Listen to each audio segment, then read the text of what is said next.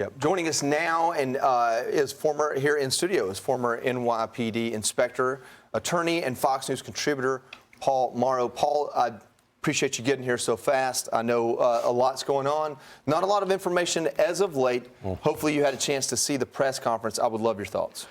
So I didn't see the press conference. I was getting in here, but I get the gist of what's going on. A couple of things that occur to me right now, especially with the paucity of information. They're not going to put anything out that they're not very, very sure about, because a bad lead is not what you want right now, because you're down to resource issues. Organization and planning is going to really be key now. What you need now is one person, I've said this before in the air, to take the ticket as the incident commander. Right now it'll be local, it's not federal, it's going to be Providence PD. Somebody from Providence PD of significant rank, probably the top person, is going to show up. Even if they went out working, believe me, everybody's in. You're going to get a command post going. This, of course, is the kind of stuff you have the time to do once you've evacuated all the wounded and you make sure there's not an immediate threat. Now you have to make sure that the information that you are getting, because everybody's going to want to help here. You're going to have other agencies running in. Everybody's going to want to assist. They don't care that it's Saturday night. You're going to make sure that stuff that's coming in isn't missed. It has to be centralized, and you want to make sure that if somebody saw something, somebody fleeing 6 blocks away going in that direction, you have the resources out there. They are going to be canvassing and knocking on doors. I heard the question. You're going to be saying, can we pull your Ring camera? You're going to be calling people who were not even there at stores. You're going to say, we see you have a camera. Can you get in here and let us access your camera? And what they're going to try to do is what they did with Luigi Mangione. They're going to see if they can put together the direction of flight and see if you can put this person someplace. What is operating against that is the idea that if this was as planned as it seems, the person may have had some version of wheels waiting for them, as we saw with Tyler Robinson. Is there a car? Is there a motorcycle? Is there a bicycle? Something that gets you out of the area fast, and that presents a real challenge. It'll be interesting to find out exactly where they got the information about the description of the suspect. I mean, we know that he exited through Hope Street. That was the exit in the corner, and he's wearing all black. There had to have been an image.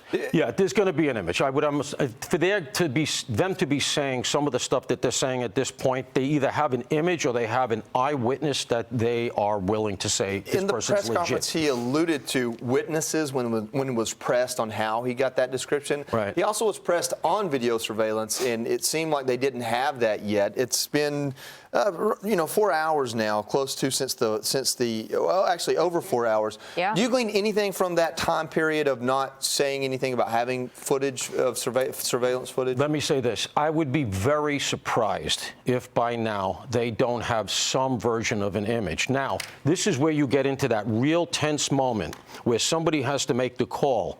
Do we put the image out? And there are, reasonable minds can disagree. I've been in the huddle trying to decide this in different circumstances. You have to decide, do we alert the public that there's a maniac running around out there and this is kind of what he looks like, because it may not be a great image, or do we say, let's hold it back, not let this person know how much we know about him so he doesn't go to ground. And I'm saying him cognizantly because it's likely a him. But didn't that happen with Tyler Robinson, Charlie Kirk shooter? That's right. Where they put video out and then his own father recognized the face and turned him in. So wouldn't that be the wise thing to do here? I feel so, and I tend to argue towards transparency. We had it here at Chelsea Bomber downtown. We had video. There was various ways we could put it together. Ultimately, he was identified off of electronic means, and the decision was made. This went way up the chain. You know what? Put it out, and as a result, a street cop in New Jersey stumbled upon him as a homeless call, knew enough to say, hey, I see what I got here, backed out of it, and as a result, lives were saved, including that patrol cop who did a great job. That was the Tyler Robinson intention without question, and they made the right call. After they ran all the traps that they could to try to figure out, can we get this guy fast? Are we going to get a quick apprehension? They said, you know what? We got to alert the public. And what happened was, they figured, that is, the Robinson family figured somebody else is going to turn him in. And my understanding from the reporting, I was out there, was that they were concerned there was going to be a kinetic entry, that the cops were going to boom the door, come in the windows, whatever. There could be something where the perpetrator, Tyler Robinson, allegedly is innocent until proven guilty, might have gotten hurt. So they made the call, you know what, let's surrender him right now so that he's safe and this thing goes the right way.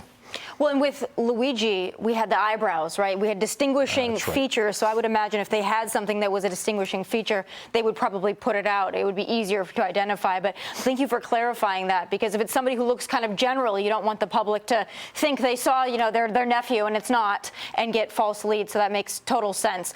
In terms of this being at night, how much more difficult is this, and how much more are they working against being a winter night on a Saturday? Yeah. During, I guess, finals that happen there on the weekends? Yeah, that's a perceptive question. People don't realize how much weather matters in police work, right? You know this, Joey. So if it's really, really cold, people act differently. They get tired.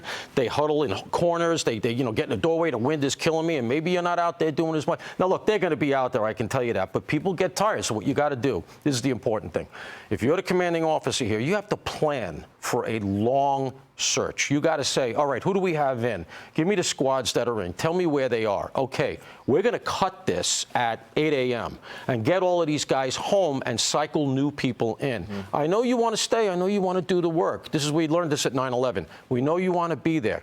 Go home. That's an order, because I may need you tomorrow night. And remember something, we have at least 2 big crime scenes. And that means that everything between those 2 is a crime scene. You don't want to find out later when it gets light. Look at this, the gun's under the car. We missed it last night. We could trace the gun to who it goes to.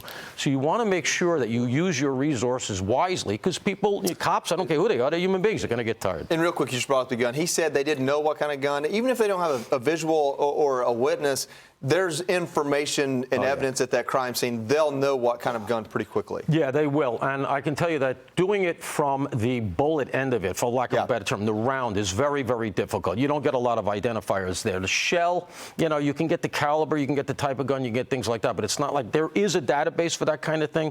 It's a real, I hate to use it, it's a shot in the dark, so to speak, right? It's a, it's a very, very, it's like the, a DNA database these days. It's probably even less dispositive, but at least you can say it's a handgun, it looks to be this kind of a caliber, and the reason for that is the following. What you're hoping, you put out as much information like that as you can, because you're hoping somebody's going to say, gun stolen. That's right, or somebody says, you know what? My roommate has that kind of gun, and you know what? He's been acting up lately. He's spending a lot of time on the internet. He stopped talking to his friends. This is probably nothing, but let me call it in. And that's another thing at this point you're going to start to see. They're going to set up a way to, in a very organized way, organization is the big force multiplier here, to take in tips. Because you're going to need that. They, on Mangione, they got something like 9,000 tips. It was like crazy. But they ferreted it down the right way, and they knew what to follow. And that's why they had the information they had in order to do a quick apprehension. Paul Mauro, thank you so much for getting in here and joining us. Please stay with us.